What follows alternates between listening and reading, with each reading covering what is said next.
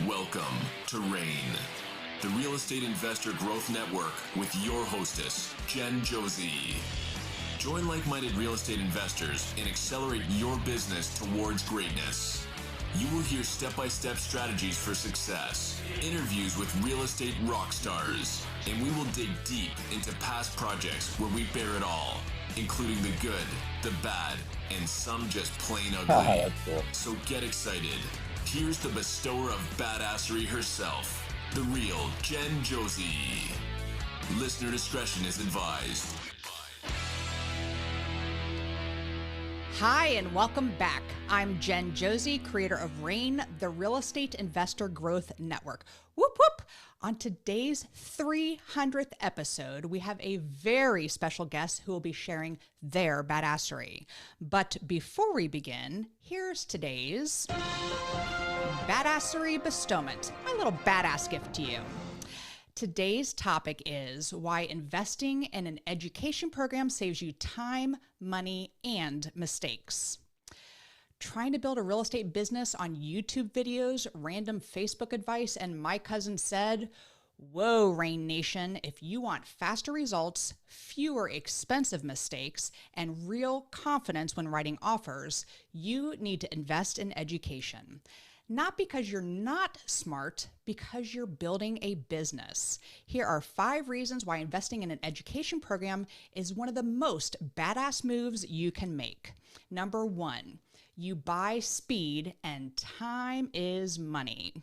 A solid program gives you a roadmap, not a scavenger hunt. You stop spinning, start executing, and you get to the finish line faster. Number 2, you avoid expensive rookie mistakes. One bad contractor, one wrong loan, one missed clause, one oops on due diligence can cost you more than the program itself. Education is cheaper than tuition in the School of Hard Knocks. Number 3, you get systems, not just motivation.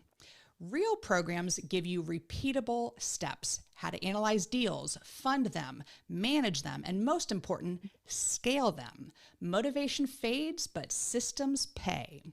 Number 4, you gain access to people who are already winning. The right education program puts you in rooms with mentors, coaches, and other investors already kicking ass. And proximity, that's where the real power is. You'll level up just by being around those with higher standards. And number 5, you build confidence that shows up in your results. When you know what you're doing, you move differently, you negotiate better, you make decisions faster, and you stop second guessing every step. Confidence is a profit multiplier. So RAIN Nation, remember, education isn't an expense, it's an investment in your future self. If you're serious about growing, stop trying to do it the hard way. Get the knowledge, get the community, get the shortcuts, and keep bringing that badassery. Now on to today's episode of the Real Estate Investor Growth Network podcast. Today's guest is Than Merrill, a founder and principal in several real estate investment companies and a true industry leader with over 18 years of professional experience in real estate investing and lending. Than has been involved in more than 2 billion real estate investments, and his expertise covers marketing, sourcing, underwriting, appraisal, negotiations, raising money, investor relations, and business management. He's built a reputation for mastering every facet of the real estate game and helping others succeed along the way. But this episode is extra special to me, RAIN Nation. Than was my very first mentor when I joined his education program, FortuneBuilders, back in April of 2017. I am forever grateful to him for completely changing my life. I am where I am today because of Than and his amazing team at FortuneBuilders. And what better way to celebrate this milestone, my 300th episode, than by welcoming the person who started it all for me. I can't believe these words are coming out of my mouth, but it is my absolute pleasure to welcome him to the show. So welcome, Than Merrill. Thank you. Welcome. Thank you, Jen. I appreciate you having me on, and I look forward to sharing any wisdom that I can with your audience.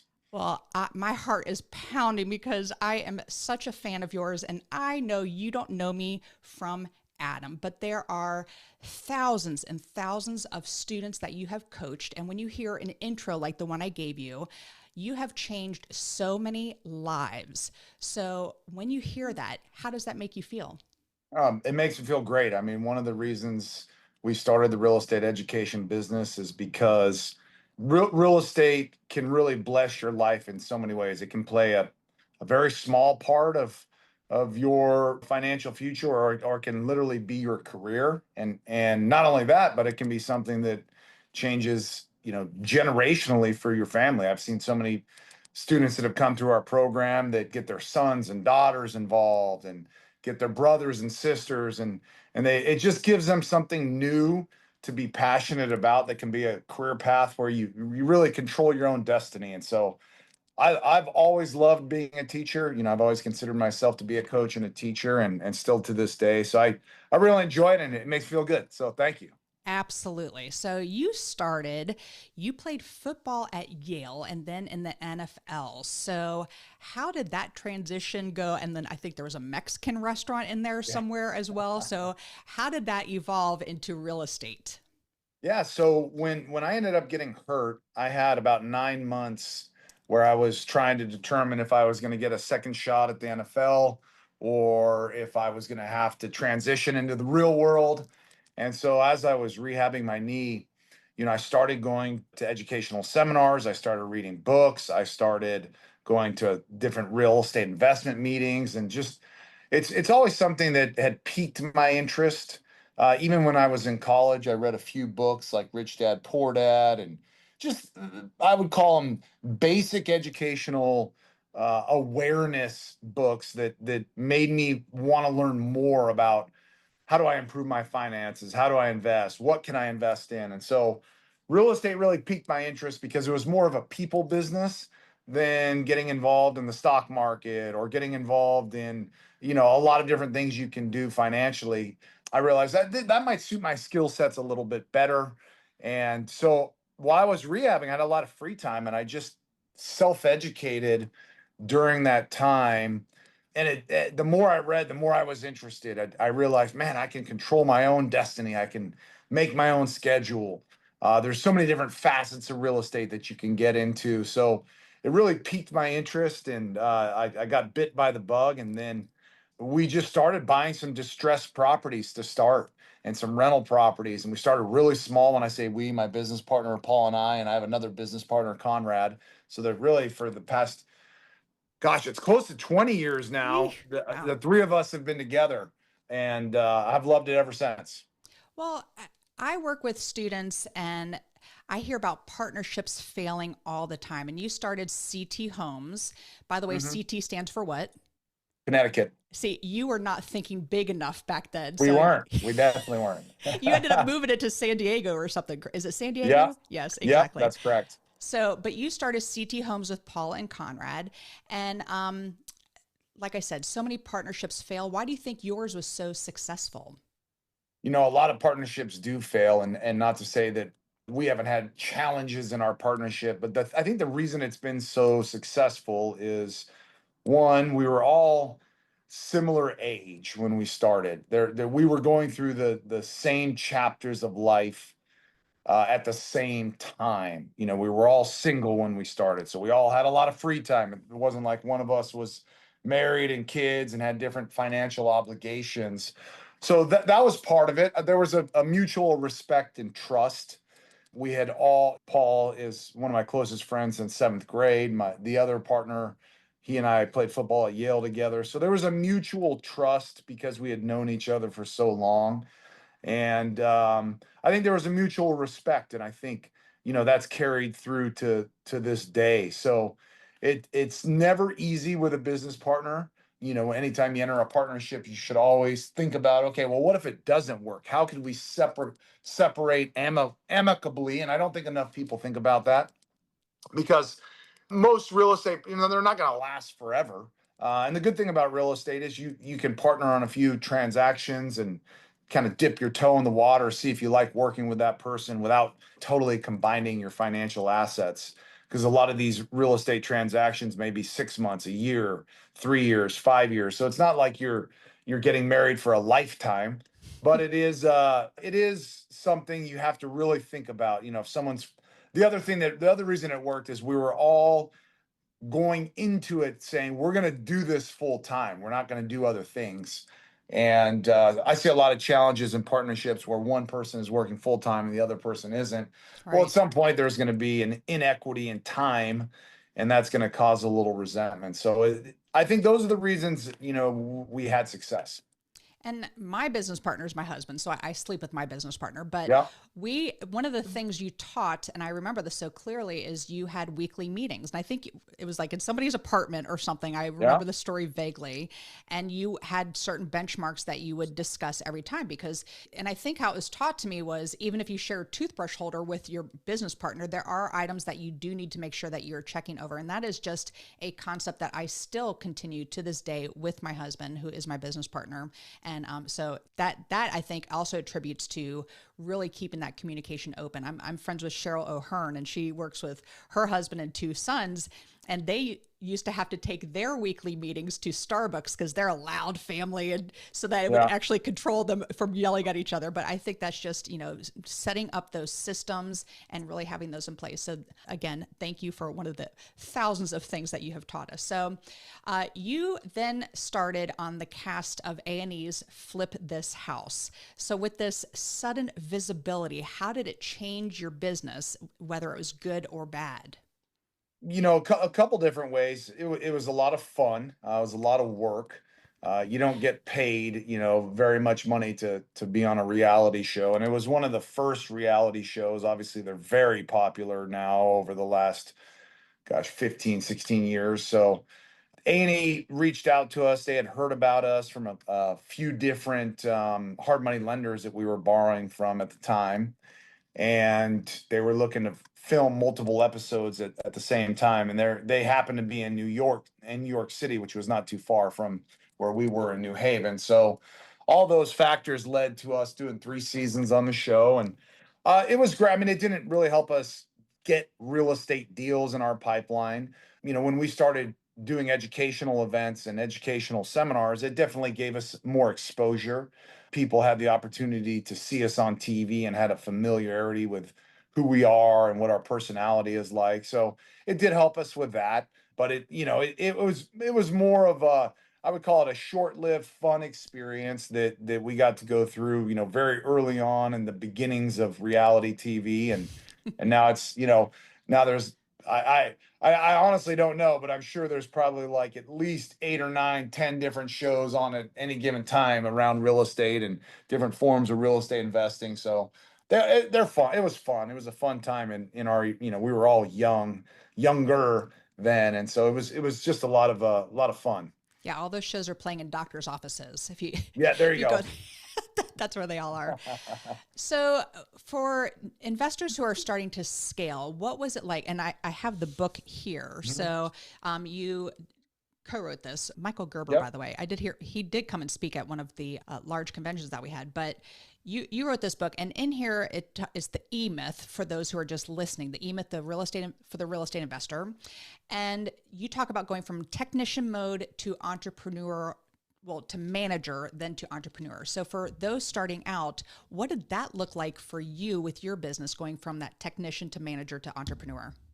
Yeah, so that book was one of my favorite books that I read when I was starting out. It's not going to teach you how to per se run a successful business. It's Right. going to open your eyes to how to think about your business. And, a technician is someone who works in their business. And most small business owners remain in the technician role throughout their careers. They are the ones doing the work. If you own a restaurant, they're the ones who are ordering the supplies, they're opening the store up, they're serving customers, they're doing the books in the end of the evening.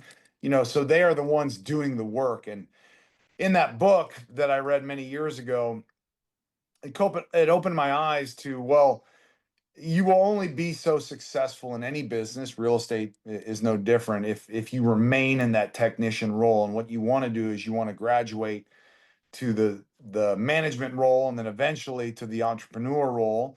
And it's a graduation of what I would call skill sets. So the technician is doing the work, and then eventually what you want to do is you want to set up systems so that you can hire someone to do the majority of the day-to-day tasks that it requires to run a business.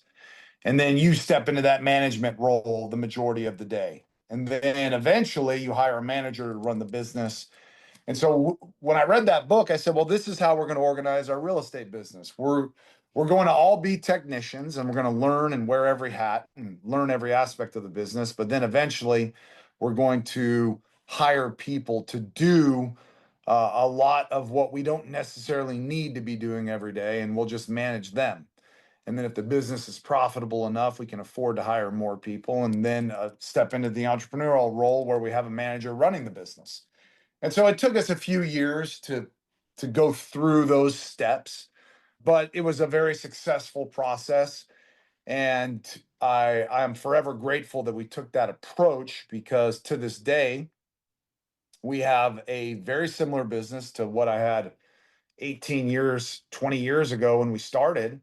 And it's run by other people very successfully, and they're all paid, very well to run the business, and we don't have to be involved in a lot of the day-to-day operations, which we used to many years ago. So that's what a systems-driven business really looks like and feels like and sounds like, and so that's what we did with the real estate business.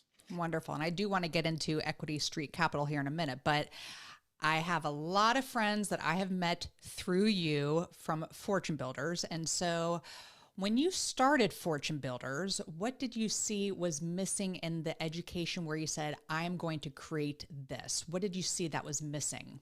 Yeah, I think it was the systems driven approach, and that, what I just talked about, going from technician to manager to entrepreneur. I think a lot of people were teaching people how to do the real estate business, which is great. That can be a great business for you. What we wanted to do was teach people how to build a systems driven business so that eventually they could reclaim their life back, yet still have a profitable real estate business. Because when you get involved in real estate, it can be very time consuming. There's no avoiding that that aspect of that stage of, no matter how sexy anybody talks about, there's no avoiding the work. But eventually you want to remove yourself from certain aspects of the work. And so that was really what our focus was. It was teaching people, okay, when you go out there and buy a fix and flip property, the first deal, we want you to be very involved. We want you to learn, how to hire contractors, how to go out there and find good people, how to go out there and find deals. But eventually we want you to hire somebody to step into each of those roles within the business. So that was different with how we were teaching real estate investors versus other individuals or companies. And I think that was attractive to people, because everyone wants to get into real estate, but they don't necessarily want to be in the day-to-day operations, the nitty-gritty every day. Or if they're involved, they don't want to be spending 60 hours a week. They want to be spending 20 hours a week doing it. And so I think that's what was appealing to people about our real estate educational company. Well, in addition to systems, I think what Fortune Builders excelled at so much was mindset shifts. And it's from the growth mindset, which I did not have that. I was a school teacher for 16 years. I went into health insurance. I'm glad I had that involvement in corporate America, because it made me better at real estate and doing what we do. But just the whole mindset shift is something that you can't teach very well. So I have a personal question for you. I'm currently coaching for a company called Rental Property Pro, which was created by a mutual friend, John Blackburn. And as a coach, like, I see students who they will take action, and then those that are just stuck in learning mode. So what is a mindset shift that I can help them with to get them to start taking action? Because you are so good at it. Yeah. Most people that get stuck, it's a fear. It's a fear of failure. It's a fear of losing money. It's a fear of making a mistake and having someone or a family member or friend see the failure in real time. That's why most people get stuck in learning mode. And everybody goes through that phase as a real estate investor. Failure, like in an athletic activity, to be successful in athletics, you have to fail many, many times. And in real estate, the goal is to not fear that failure, because within that failure becomes all the learning opportunities. And on a real estate deal, there's so many little small failures and you can still be successful. That, failure of how you utilize your time. You hire the wrong contractor, and then you got to fire them and rehire. That's a lesson that you'll avoid the next time you make. So I think a lot of people, it's simply like everything. It's a fear of failure. But if you don't fail on a few real estate deals in your career, you're never going to be successful, It's true. because, like anything, yeah, failure is part of the learning experience. So it's really reframing failure and the value of failure, and knowing that it's okay to fail. It's okay to have a transaction go awry. You're still gonna be alive, and Yep. all those lessons are going to teach you how to do the next one more successfully. So I think that's why most people get stuck. That is an excellent answer for that. So thank you. Can you think of any success stories that give you chills? I remember watching Dee Dee, or is it, I guess she's just Dee now. Yeah. That was a huge success story. Can you think of one off the top of your head that has really stuck with you from one of your students? Yeah, there's a gentleman named Raul Luna who's one of my favorite people, and he's the type of guy. When I met him many years ago, a lot of people would have doubted him and said, "Oh, I don't know if this guy's going to be successful." And he's gone on to create a very, very successful real estate investing business. He comes to mind. There's just so many different people from different walks of life that and I've always said, you never know who's going to be. I've seen people who had credentials and degrees and money who never could get over that fear of failure. And then Yep. I've seen people on the other end of the spectrum who you would never expect to be successful end up being successful. And so it's really really rewarding to see different investors and what they've been able to do with their careers. Yep, absolutely. Well, for me, Fortune Builders success came from these high energy and inspirational live events.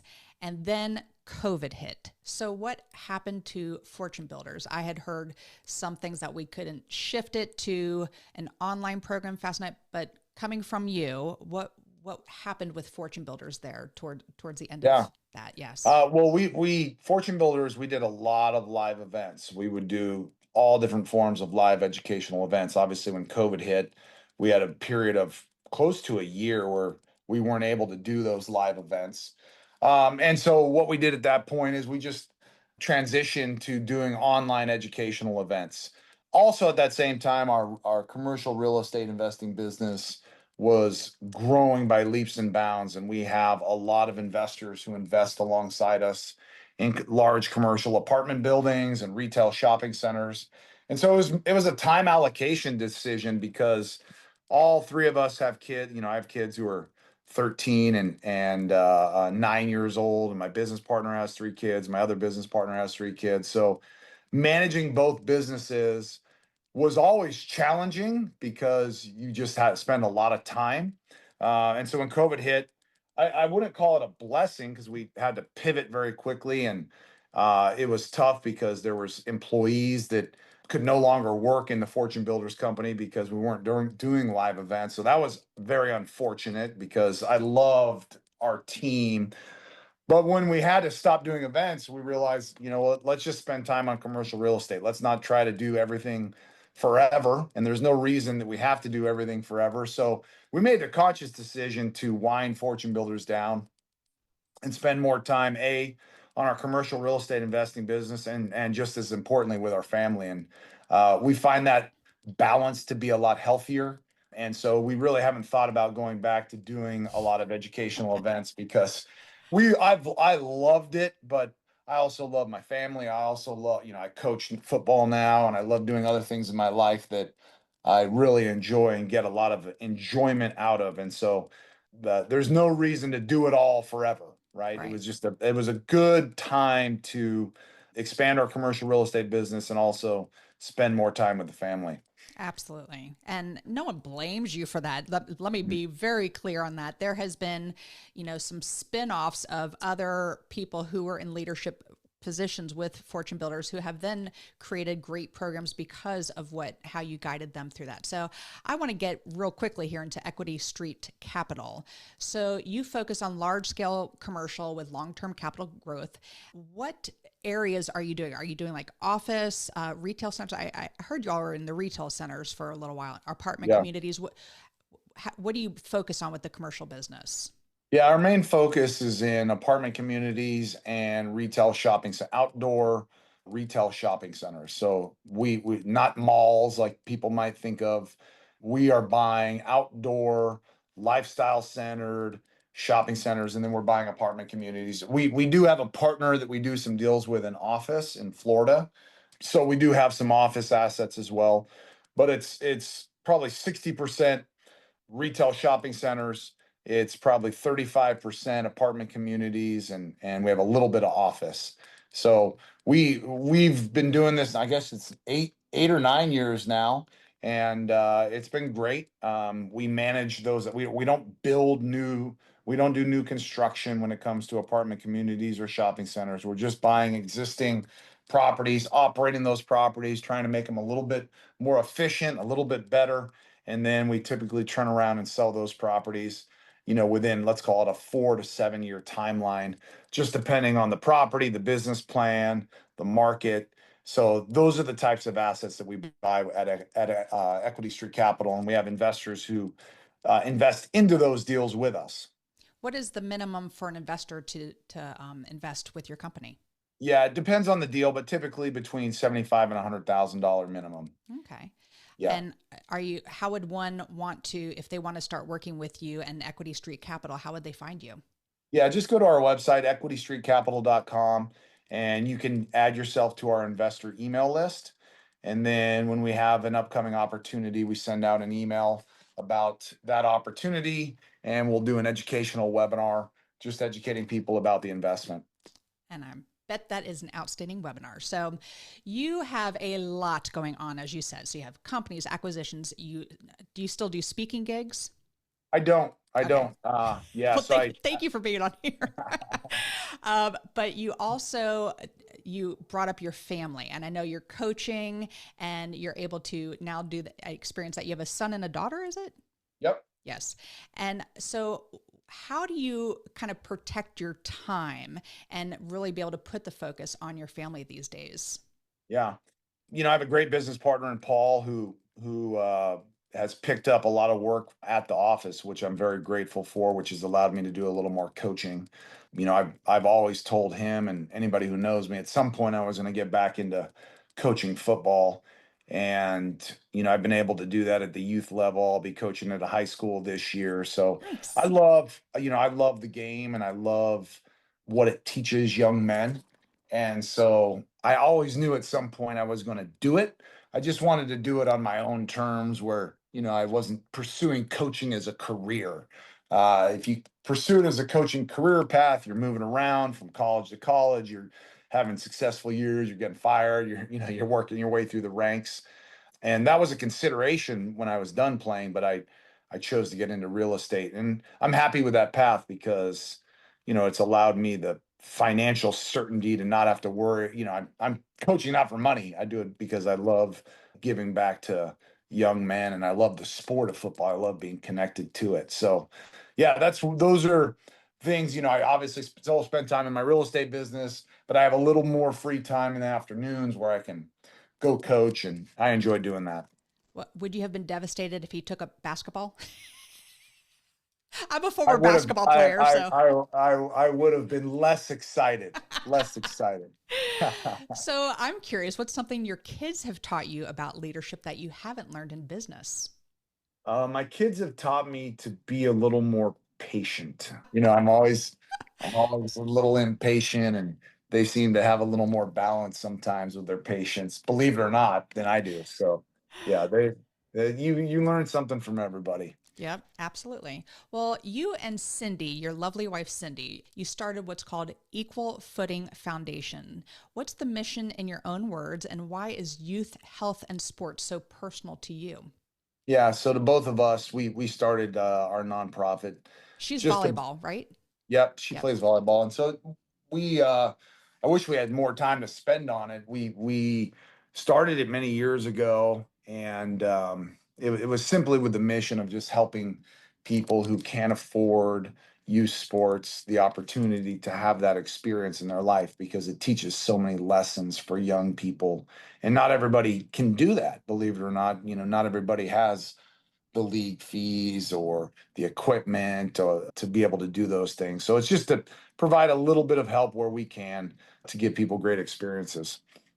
Well, to wrap up this first portion of the podcast here, when you think about the legacy that you want to leave, whether it's through giving, through your kids, through former students like myself, what does Than Merrill want to be known for? Well, with the education, we did the education business for so long. And if I could have provided a spark to somebody, that's always very rewarding to me. And so I know we've had so many students from different parts of the country and walks of life who are now successfully investing in real estate. That is their business, that is their career. Where we may have been just a spark, we may have been played a major role in the development of their companies. It's very rewarding to start a business and have that business provide for you financially versus having to go work for somebody else. So I think for a lot of entrepreneurs, we were able to achieve that.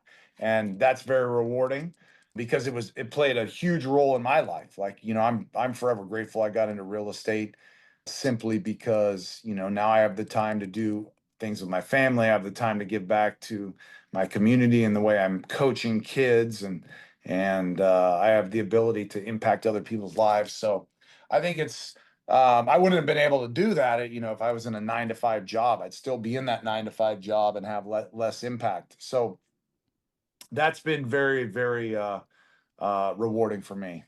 Well, I reap the reward, the benefit of that reward. So I am truly grateful for to you.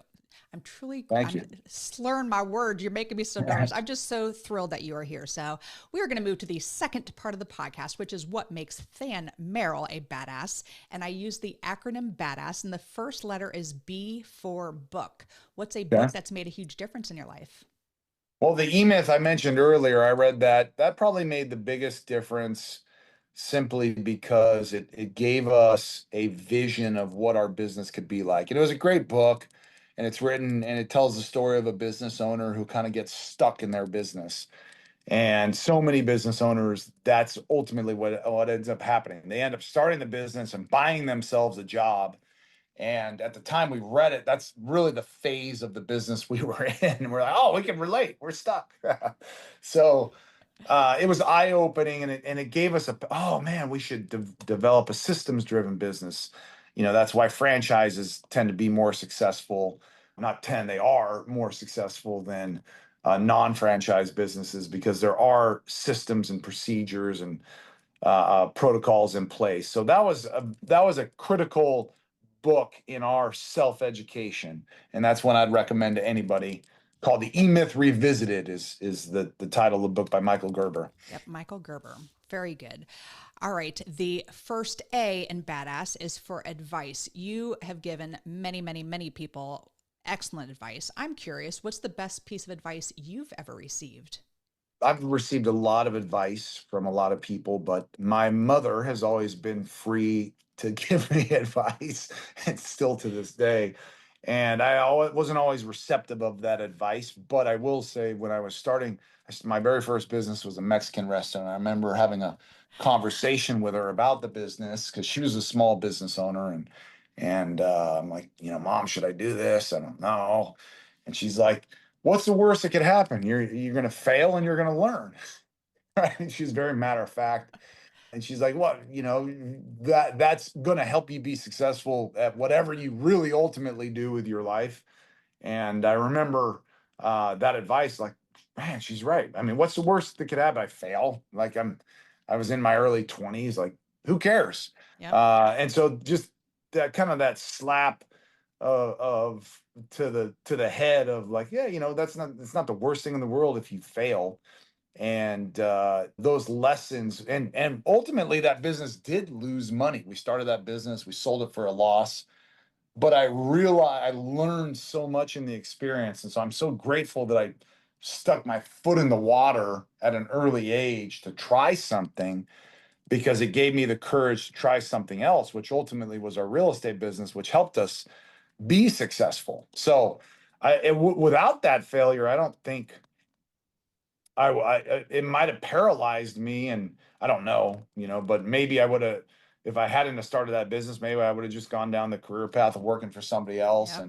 and maybe never stuck my neck out there. So it was great advice, and that's the same advice that I'd give to anybody else. Like, go out there and fail, because you're not going to die. You're still going to, so you have to have some perspective. Like, yeah, okay, who cares if 5 or 6 of your friends see your failure in plain sight, right? They've all failed too at a Yep. lot of things in life. So it's just kind of reframing that failure expectation.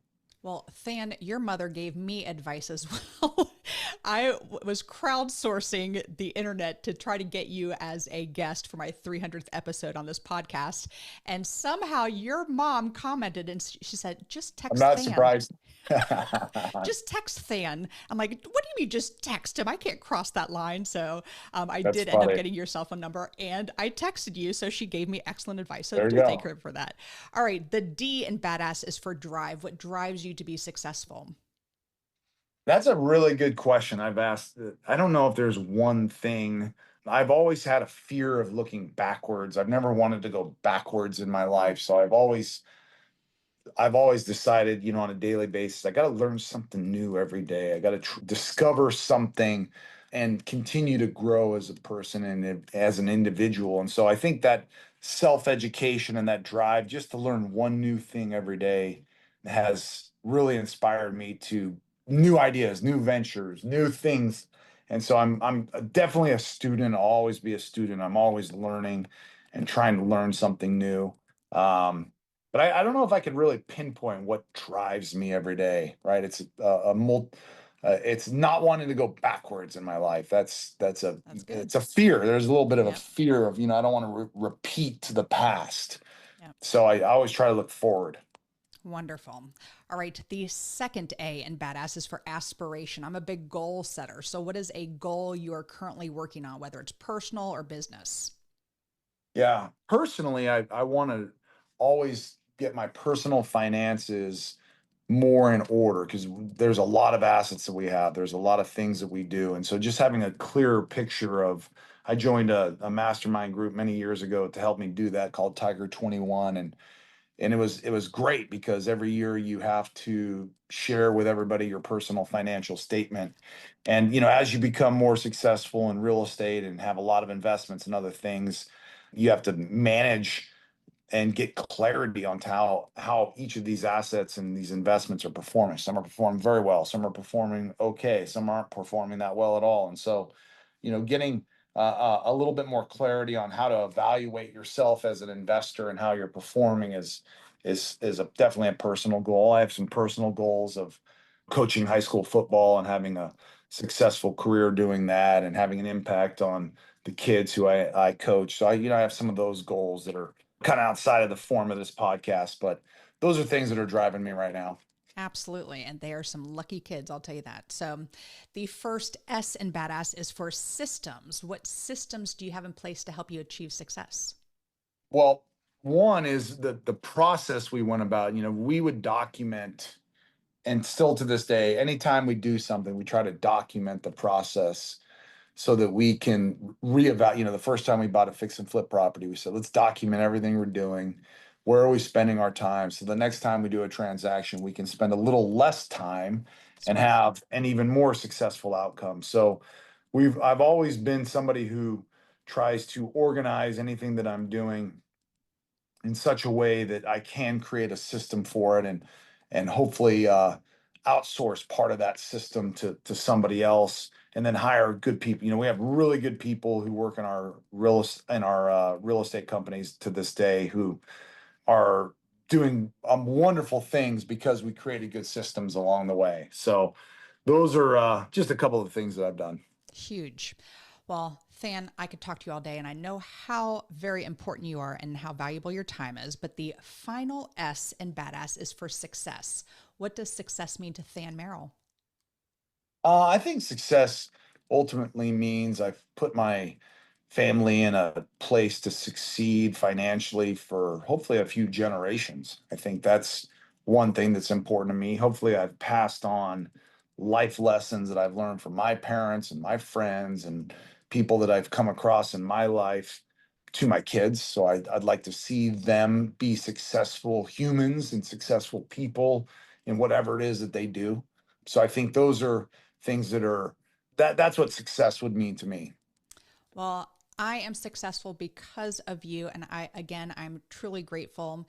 And if anyone listening wants to invest with your company, how do they just go to equitystreetcapital.com, correct? Yep, that's correct. Well, Than, I cannot thank you enough. Thank you so much for being here, especially on my 300th episode. You are the absolute best, and I'm grateful for you.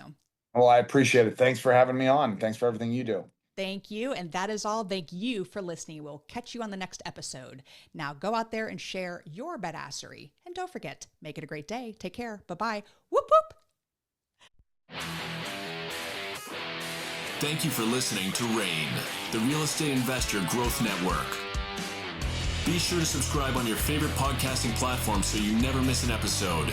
If you need more badassery, you can follow Jen Josey by visiting therealjenjosey.com or become a member of RAIN by registering on rainmastermind.com.